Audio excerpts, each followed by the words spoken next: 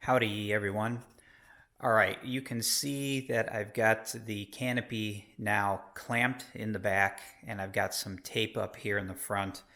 I'm getting ready to start drilling holes through the canopy and into the roll bar in the back.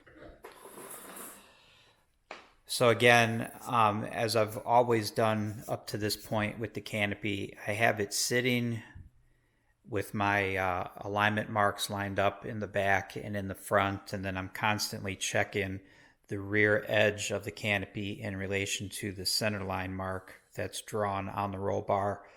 Of course, I'm checking the edge, the bottom edge of the canopy here in relation to the metal frame and how they are laying and lining up.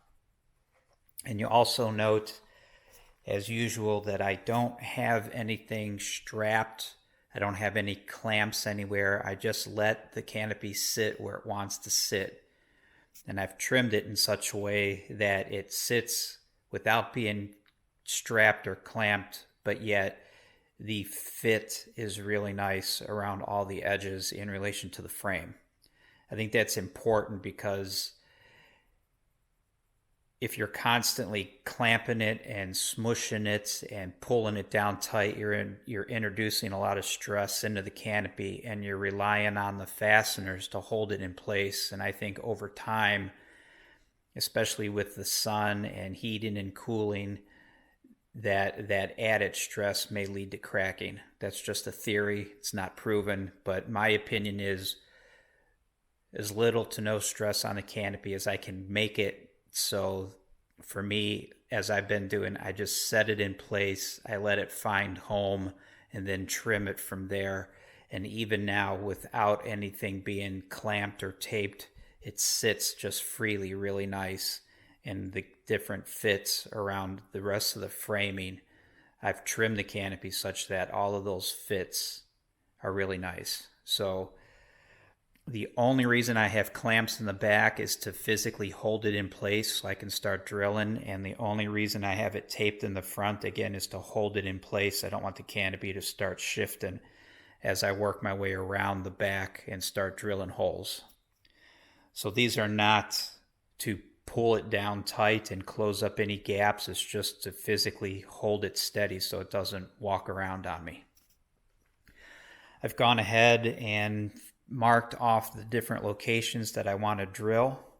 And of course, as the instructions say, you want to make sure that these holes that you're going to put through the canopy and through the frame, you want to avoid, let me back up. On the roll bar, you've already got, I don't know if those will show up, you've already got existing rivets in the roll bar. When you put on your back window, you're going to have to drill through the roll bar and add screws. Obviously, you want those screws to be in between the existing rivets. So what I did was I laid out the screw hole location on the roll bar in between the existing rivets. And then I transferred those new marks over onto the canopy because there aren't any existing holes or rivets on the canopy frame. So again, for the rear window, you have to put screws in it. Those screws should be in between the existing rivets that are on the roll bar. Once those are laid out, you can transfer those over to your canopy, and those are now the locations for your canopy screws, assuming that you want those two rows of screws between the canopy and the rear window to line up with each other, which I did. I didn't want holes here on the canopy and then the holes on the roll bar to be mismatched. So now that I've got my lines drawn on the canopy, I locate exactly where I want the hole to be considering edge distance. And just remember that the hole going into the metal framing is for a 632 threaded hole. So I'm using a number 36 drill bit. And I believe, I forget what that is exactly. I think it's 0.107 inches in diameter. So 0.107 times 2 is 0.214. That would be your edge distance. So I'm basically using like a 1/4 inch, maybe even a little bit more. to get it more centered on the width of the actual flange right here. But my point is that's going to be a number 36 drill bit, and be mindful of your edge distance. So now I've got that marked. So at this point, I'm going to grab my center punch and I'm going to center punch each of these tick marks. I'm going to come back with my 1/8 inch plexiglass drill bit. I'm going to drill through the plexiglass until the tip of that drill bit makes a slight indication on the actual metal frame underneath. After all the holes are drilled, I'll take off the clamps, I'll take off the tape, I'll remove the canopy. I will then use those existing marks on the frame.